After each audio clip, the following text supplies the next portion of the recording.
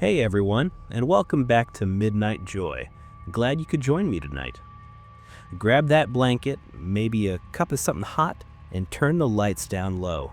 We're about to dive into the darkest corners of human history and medicine. The kind of stories that make you question everything you thought you knew about the body and the mind.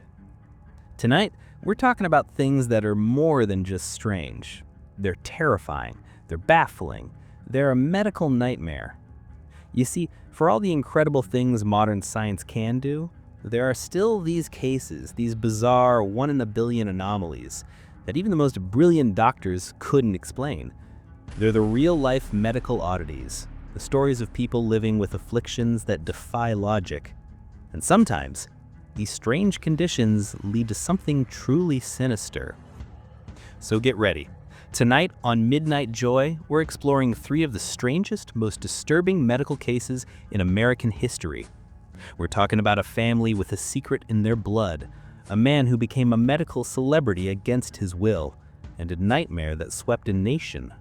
Don't go anywhere. You're not going to want to miss this. All right, let's go back in time, way back. We're heading to the 1800s. To a little-known area of Kentucky along Troublesome Creek. Now, this was a remote area, isolated. The people who lived there kept to themselves, and this isolation, well, it created one of the most bizarre medical mysteries of the time. This story starts with a French orphan named Martin Fugate. He and his wife, a woman named Elizabeth Smith, settled in this remote part of Appalachia. Now, Martin and Elizabeth looked pretty normal to everyone else, but something was in their genes, lurking, just waiting for the right combination. And they had 7 kids. 4 of them were born blue. Yeah, you heard me, blue. Not just a little blue like when you get cold. I'm talking a deep, rich indigo shade. Almost like they were part of the Smurf family or something. Except this wasn't some cartoon. This was real life. The local people, they called them the Blue People of Kentucky. Now, you can imagine what that was like. This family, the Fugates, they were ostracized, whispered about, but they kept to themselves, married within their own small community, and the blue gene, this bizarre anomaly, just kept getting passed down, generation after generation, for over 100 years. So what was going on? Were they aliens? Were they cursed? It took until the 1960s for someone to finally get to the bottom of this. A hematologist named Madison Cowan IV from the University of Kentucky heard about the myth of the Blue People and decided to go investigate. He traveled out to Troublesome Creek and he met with a woman named Luna Fugate. And he saw it with his own eyes. Luna's lips and fingertips were this deep purple, her fingernails were almost black, and her skin, well, it had this noticeable blue tint. She was living proof. Dr. Cowan started running tests. He had a theory. He believed they had a condition called methemoglobinemia. Now, to understand that, you gotta know a little about your blood. Most of your blood is red because of a substance called hemoglobin. That's what carries oxygen. But in people with this condition, a large portion of their hemoglobin is a different type called methemoglobin. This methemoglobin can't carry oxygen very well, which makes the blood look blue instead of red. The crazy thing is, most of the Fugates weren't sick. They lived long, healthy lives. The blue color was the only real symptom. It was caused by a rare recessive genetic trait. Martin and Elizabeth Fugate were both carriers of this gene, and when they had children together, there was a chance they'd produce a child with 2 copies of the gene, which is what happened. Dr. Cowan was able to treat the condition with something as simple as a blue dye called methylene blue. It sounds like something out of a fairy tale, right? Give the blue people a blue dye to make them pinker. But it worked. Methylene blue helps the blood convert the useless methemoglobin back into regular oxygen-carrying hemoglobin. For the first time in their lives, some of the Fugates who received the treatment had pinker, healthier-looking skin. It's a story that sounds like pure folklore, but it's 100% real. A perfect example of how isolation and genetics can create something truly unbelievable. It's a medical mystery solved, but it leaves you with this deep sense of wonder and a little bit of unease.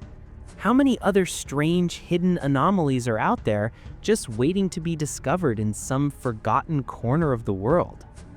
Our next story takes us to the grim reality of the Victorian era, a time of medical advancement, but also a time of ignorance and fear. Our subject is a man named Joseph Merrick, and his story is one of the most tragic and deeply unsettling in all of medical history. Joseph was born in Leicester, England in 1862. For the first few years of his life, he was a seemingly normal child, but when he was about 5 years old, his body began to change. At first, it was just a small lump on his forehead, but soon his skull started to swell into a grotesque, lumpy mass. The skin on his body became thick and spongy, like elephant hide. His bones grew and warped, and his right arm and hand became much larger than his left. By the time he was a teenager, he was so deformed that he could no longer live a normal life. His family abandoned him, and he was forced to turn to something that was both a blessing and a curse: the freak show. He was billed as the Elephant Man and exhibited across the country.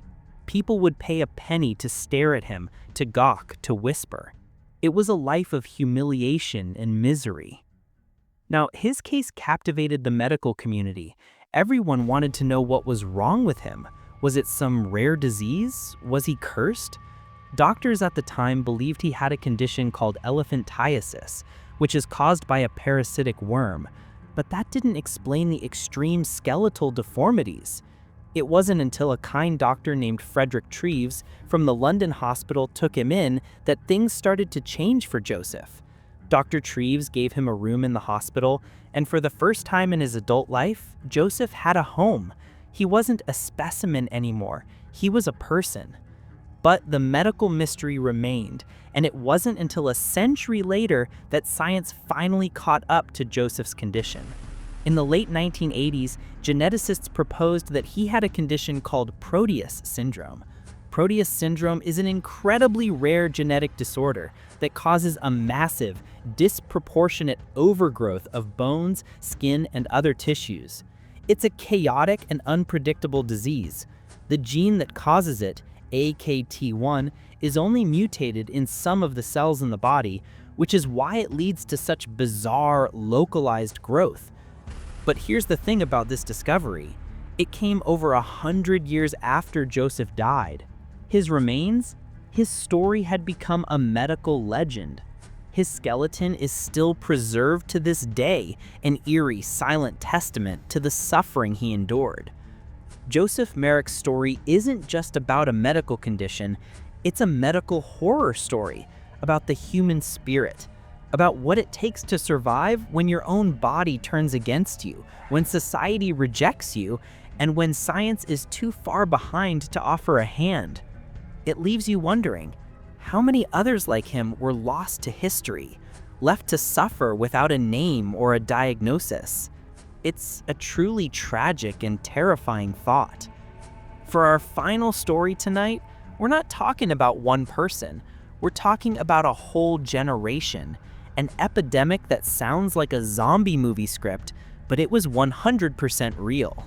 The year is 1916. World War I is tearing Europe apart, and as if things couldn't get any worse, a mysterious illness starts to spread. It was first seen in Vienna, then it hit Paris, and from there it spread like wildfire across the globe. Doctors gave it a name, encephalitis lethargica, but everyone else just called it the sleeping sickness. The symptoms were absolutely terrifying. It started with a high fever and a headache. Then people would become drowsy, almost like they were in a trance. Their movements would slow down, their speech would become slurred. They'd sit for hours, unmoving, staring into space. Then they would just fall asleep. Not a normal sleep though, a deep, profound catatonic state. Imagine this. Entire families, entire wards and hospitals filled with people just sitting there, motionless, like living statues. They were awake, in a sense, but they were trapped, unable to talk, unable to move, unable to connect with the world. And this went on for months, for years. The epidemic peaked in the 1920s and affecting millions of people worldwide. It was almost like the world just stopped. Some of the patients never woke up. They just died in their sleep. Others lived, but with horrifying side effects. They developed a form of Parkinson's disease, a condition that left them shaking uncontrollably with a vacant stare. They were victims of an invisible monster that had invaded their brains. And here's the scariest part. To this day, no one knows for sure what caused it. Was it a virus? Was it a strange form of the flu? We still don't know. The epidemic disappeared as suddenly as it appeared.